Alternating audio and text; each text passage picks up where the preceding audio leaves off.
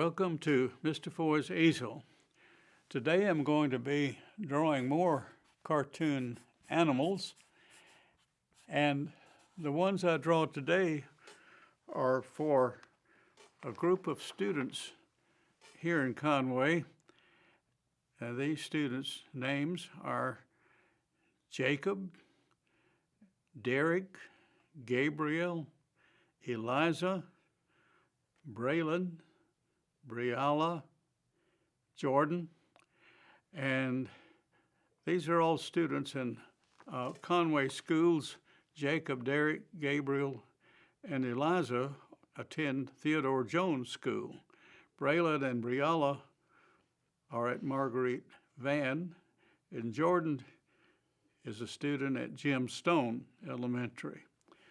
What I'm going to do is draw some animal characters, cartoon characters, one for each of these students. And I've got the name of the animals on the back of these cards, and I shuffle them. And then I'll draw them out one at a time. Okay, the first one, this is for you, Jacob, is a pig.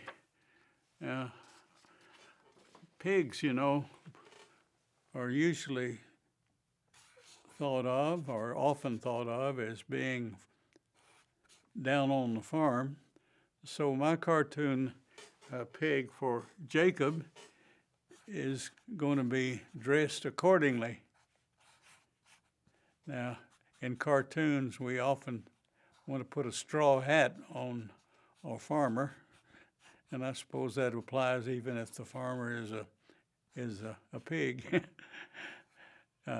And we also like to put overalls on our cartoon pigs. At least I do. And we put the curly tail. And this pig is, instead of being in a pen, you know, like regular pigs, he's getting ready to pitch some hay. So there you have Jacob's cartoon pig. I hope the rest of you like this pig as well. Now let's see what cartoon animal I'm going to draw for Derek. Pick one out from my list, my stack rather. Okay, a bear. Well, when I think of a bear this time of the year, I think of a hibernating bear, but I don't want to draw him sleeping. So let's look ahead to the spring, and we'll assume that this bear is just getting through with his hibernation. Notice his eyes, still kind of sleepy, but he's through with his hibernating.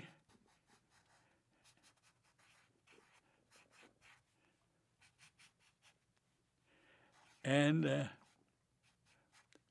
well, he's having his first cup of coffee to help him wake up a bit further.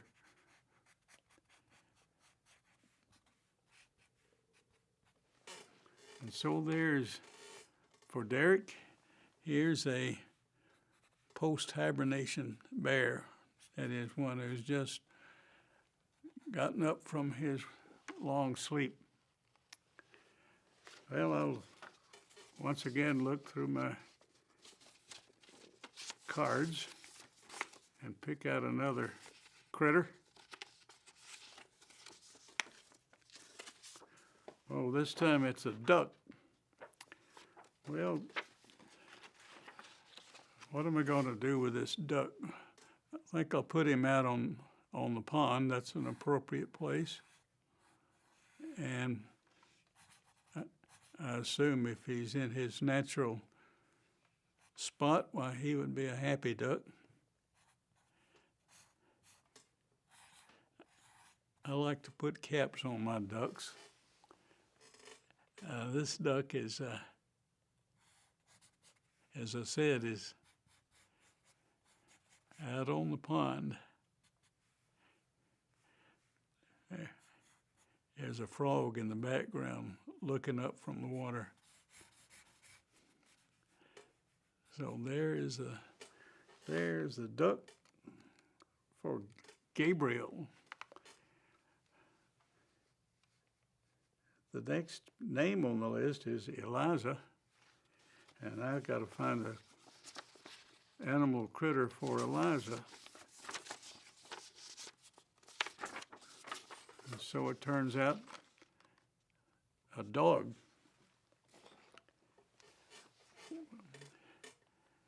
Well, I don't know if there's any particular natural habitat for a dog. They seem to be at home most everywhere, but a lot of dogs are happiest when they're in this position. You'll see what I mean in just a minute. That's his supper dish, and he's getting ready to have supper. So there's Eliza's dog. We're going to take a break and we'll come back and we'll round out our list of critters.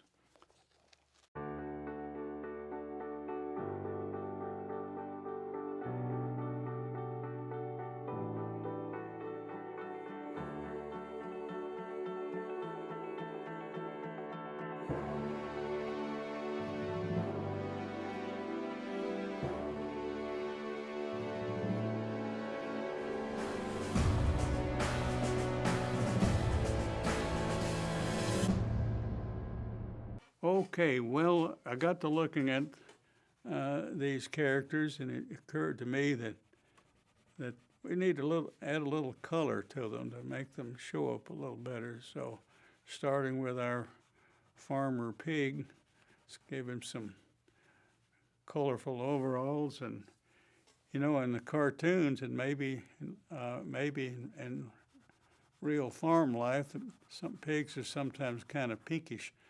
Well, anyway, I know Porky Pig is, so maybe this is a relative of Porky.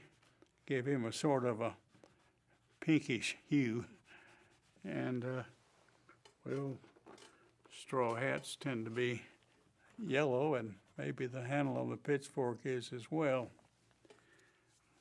Put a little green here outside the barn where he's been working, and there, he shows up better, doesn't he?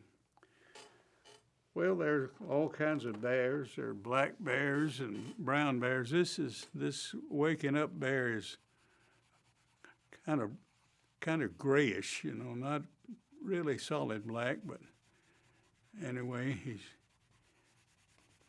maybe when he gets out in the sun, he'll get a little more color in his disposition.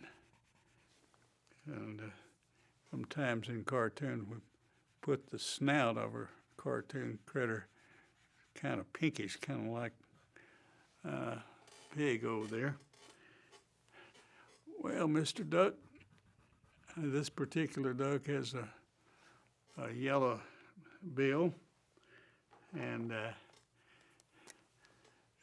more likely the water he's in would be muddier, but we like the bluish water for the duck and this sneaky looking frog. Let's give our duck a green cap.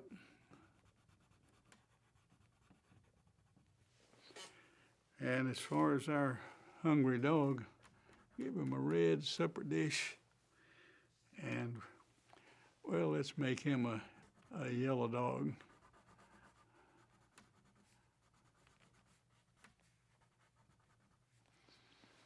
Okay, I think that's enough color application for our first rule of critters. Now let me return to my little group of cards, which is getting smaller by the minute, and see what they're, okay. Elephant, all right.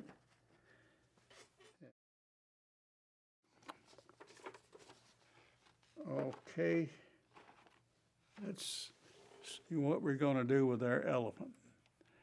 I always like to start with the top of the head when I draw a cartoon elephant. And then you give him, his ears are pretty big. Elephants' eyes are pretty small, but not in cartoons, at least not in my cartoons. They have bigger eyes.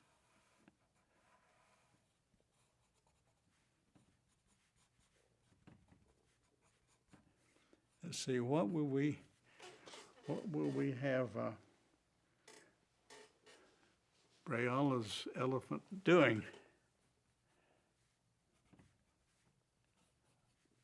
Well, let's say he's an elephant that's performing at a circus. The main circus is folding up, but maybe this represents an act that this elephant once did for Ringling Brothers, Barnum and Bailey. So there, Brayala, there's your cartoon elephant. Well, we have two more animal critters, and let's see what they are. Oh, here's an alligator. This is for Braylon. Okay, I like to draw alligators on their hind legs, just like I did most of those other critters above. So I'll do the same here for this alligator.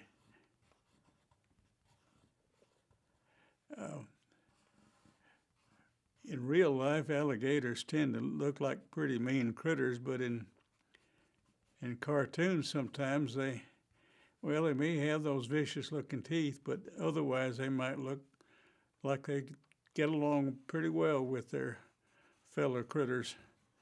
This alligator has a hat on. It's hot down in the swamplands, and he's just taking a walk.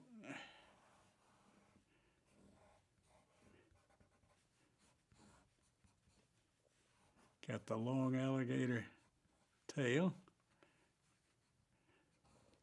and he's got a walking cane that he goes along as he hits the trail.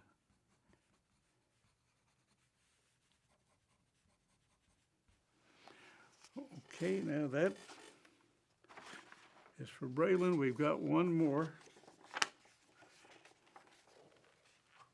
We've got Jordan, and just one critter left, and it's a cat.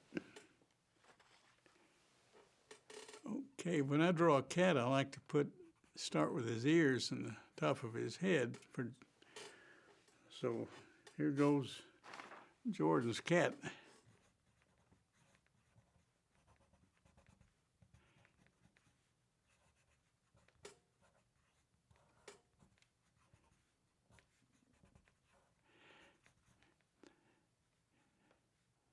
Cats like to take it easy a lot of the time, and in this case, we have a cat that's really in that particular situation.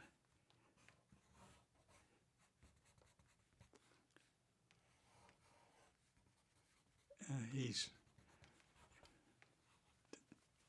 leaning against the pillow there and getting ready for his nap. Well, so much for all these critters. I wish I had more time to color them, but I don't. So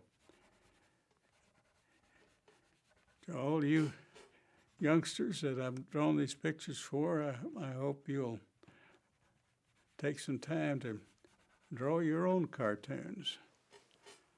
And that's all for now for Mr. Foy's Easel. Remember, you can contact Mr. Foy's Easel at conwaycorp.com.